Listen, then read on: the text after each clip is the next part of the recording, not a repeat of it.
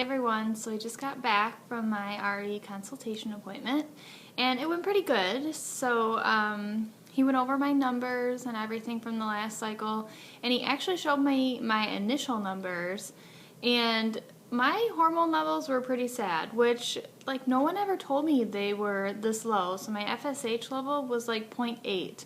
So my FSH number was basically non-existent before, so no wonder I wasn't getting pregnant on my own. Yeah, so and then with everything, all the injections, my FSH level came up to I think like a 6.9 or something, but he still said that's a little lower than what he would like, so he's going to up my dose from 75 to I think 112. Yeah, I think 112. He said that should bring up my hormone levels, and hopefully that will make 3 to 4 follicles, and that should also help with my progesterone level in the 2-week wait. And I did bring up to him the episode of bleeding that I had and how it really, kind of freaked me out and stressed me out.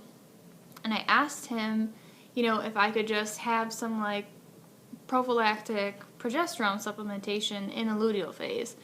And he definitely agreed with me that that was not normal, that should not be happening, but he thinks with upping the medication and more follicles that should not happen. So I don't know. I didn't want to sit there and like argue with him, but I mean, I know he's been doing this a really long time, but on the other hand, it's so frustrating to go through all this, do these injections, and then, my body might not be like everyone else's. I might have like a lag time where my progesterone level kicks in, because I was definitely bleeding.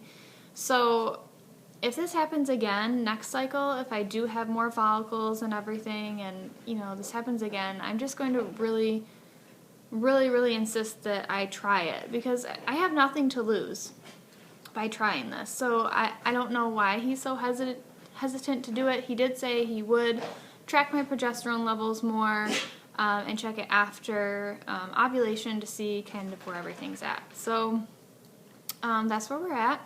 My husband was a little bit freaked out with the up in the medication dosage. He was not too thrilled with that, because he was happy that we had 2 follicles, and he thinks, that that's fine, that we should just keep going with that. But, I kind of think, I'm glad that he upped my dose. Like, what do they say? The definition of insanity is like doing the same thing over and over again and expecting a different result.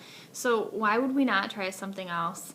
Yeah, so that's where we're at. I go back next week on the 10th for my baseline ultrasound, and then I will start injections on Wednesday. So just keeping my fingers crossed, and hopefully upping the dose will work. He said for whatever reason, a lot of the time the first cycle doesn't work. Even if everything is perfect on paper, he doesn't know why. He said, but it's really rare that he has first cycle success with the follistim. So usually he said it's on cycles 2, 3, and 4 that people have a successful pregnancy. So we'll see. Just keep your fingers crossed for me, ladies, and just send me lots and lots of baby dust.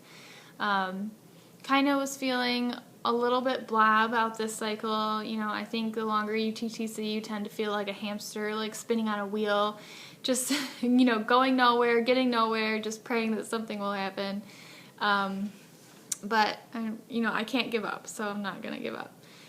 Just wishing everybody the best out there. And I want to send a little shout out to Claire Wolfe. She's been going through a lot lately with her TTC journey, and has, a few bumps in the road, and is going to be having some exciting stuff coming up. And she also does some beauty and, like daily vlog kind of stuff. So you guys should definitely check her out. And if my computer starts working again, I will put a link below. I'm doing everything from my iPad, and it doesn't give me that option. So if my computer starts working again, I will link her below on my videos, because she's really sweet, and you guys should definitely check her out. So until then, I will talk to you guys next week. Bye, guys.